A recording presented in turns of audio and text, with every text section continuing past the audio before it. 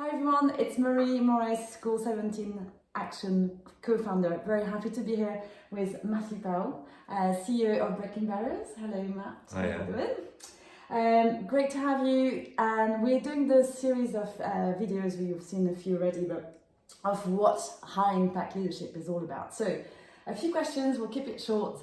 Great to have Matt today. So Matt, we see you as a high impact leader at School 17. What does it mean? What is a high impact leader in your words? I think that when we talk about impact, we talk a lot about, we think of it as charity, and I know I run a charity, but I think it's very much thought of as you've got the business world over here and you've got the purpose world over here, and the purpose world is the charitable world, and our job is to do good. But for me, I think the leaders that I really have learned from and I guess view as role models are people in the private sector who view leadership as about incorporating their values into their day-to-day business. And that can be from an investment bank to a retailer. And what they're able to do is lead in a way that encourages their staff to live by the same values, and that then has a knock-on impact to the wider business. So I think being a high impact leader is around putting purpose before everything else, because purpose doesn't have to be separate from profit.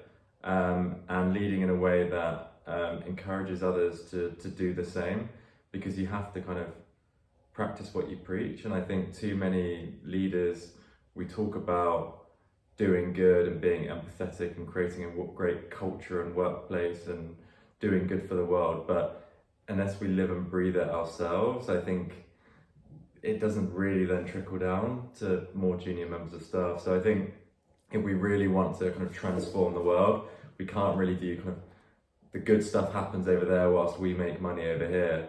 The good stuff needs to be incorporated into the core business of all organisations, and that's going to need kind of high impact leaders, and not just in the charity sector but in the private sector as well. Yeah, no, that's brilliant.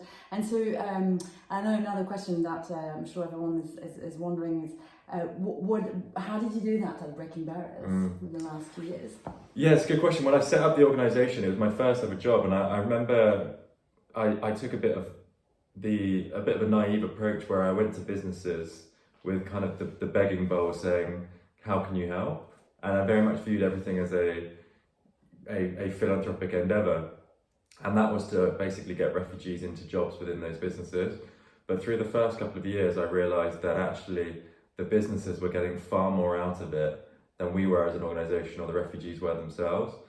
And I remember one of the law firms we worked with, they said, the cost of bringing this person into the business, both in terms of the salary and the donation we made to you, has been far outstripped by the cost savings to us as a business by having someone in who speaks different languages, has a different culture, saves them on translating stuff, can help build better relationships with clients from that part of the country.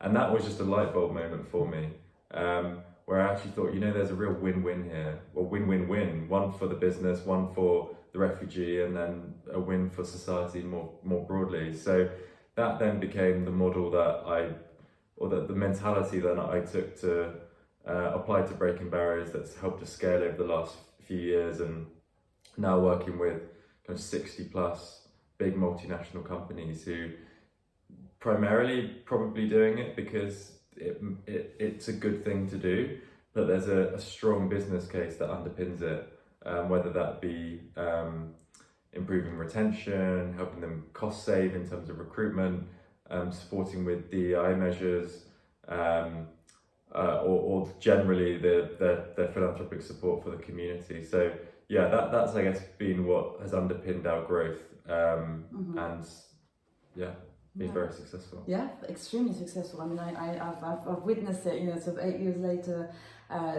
definitely sort of grown and achieving so much. Sort of helping more than 1,500 refugees getting into jobs. So it's fantastic. So, I mean, and just I think one final question, Matt.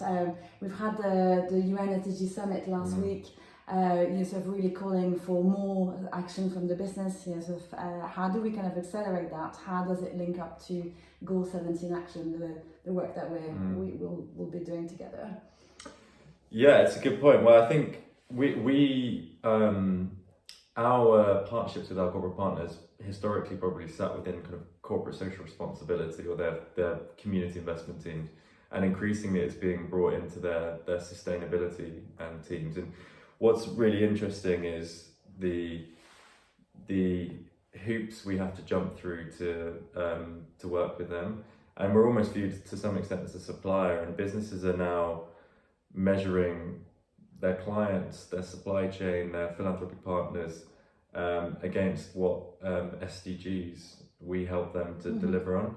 So I think there is progress, or I've certainly seen progress over the last 7 or 8 years in the kind of the small world that we live in. But assuming that's kind of applied across the spectrum, I think there is real appetite amongst businesses to really integrate organisations like Breaking Barriers and other social enterprises into their supply chains, as well as adapting their core business.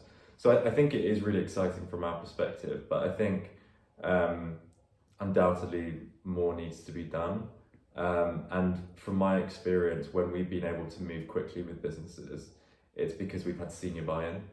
And as much as the partnership might get off the ground because you kind of got a doer on the ground who's prepared to do the work behind the scenes, it takes senior leadership to really back it and help overcome bureaucracies and hurdles that only they can at speed, as well as unlock funding that might help kind of seed fund the project. So I think the way that we need to accelerate things is to get the C-suite and the leadership really understanding the issues.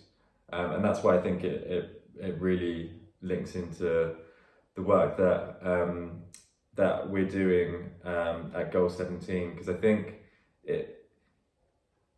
it's hard to understand the problems unless you see the problems. And I think what we're attempting to do in terms of showing businesses and the leaders within them what's actually happening within their communities, I think it will be transformational in terms of unlocking things within the business to move things quicker, because undoubtedly we're behind and we need to move forward. Oh, that's fantastic. So I mean, this is really the call to action. We're looking forward to working with you, Matt, working with more partners, more corporates to really accelerate on the SDGs. So thank you so much, Matt. I mean, I have huge respect for the work that you've done, and I know you're going to do even sort of more in the next, for the rest of your life, I hope.